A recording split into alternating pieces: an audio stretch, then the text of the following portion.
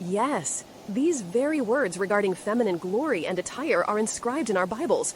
Woman is the glory of man. Neither was the man created for the woman, but the woman for the man. For this cause ought the woman to have power, meaning capacity and possibilities, on her head because of the angels. And herewith, women seeking to follow the Bible certainly need to remember that Apostle Paul, speaking of appropriate hair and head covering, actually declared that women, because of being made for man and to be his glory, should have power on their heads because of or with the angels.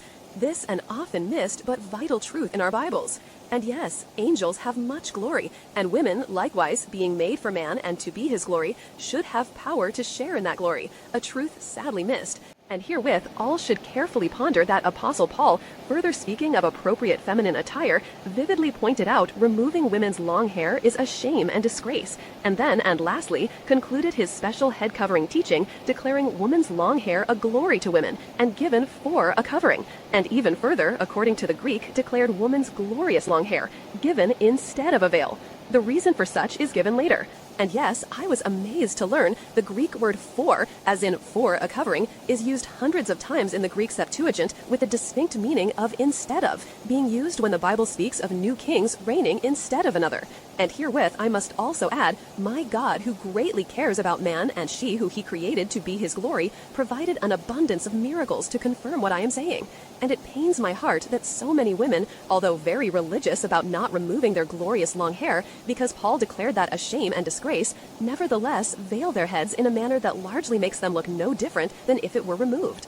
And what is much worse is some extreme forms of veiling have made women, who God created to be man's glory, to almost appear as devils rather than angels. Yes, it is a great catastrophe that doctrines of devils that forbade marriage even further did such.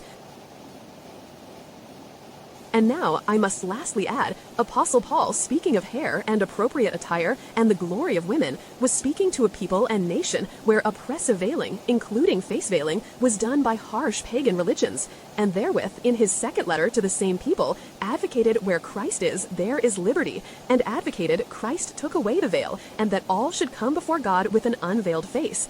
And yes, for more about these vital matters, see www.veilorglory.com. And please also carefully read the text given on the right.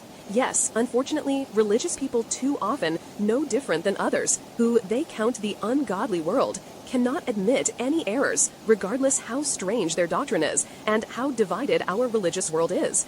And what is God finally going to do with a world full of people with locked minds, closed eyes, and big mouths as an image he stunningly provided?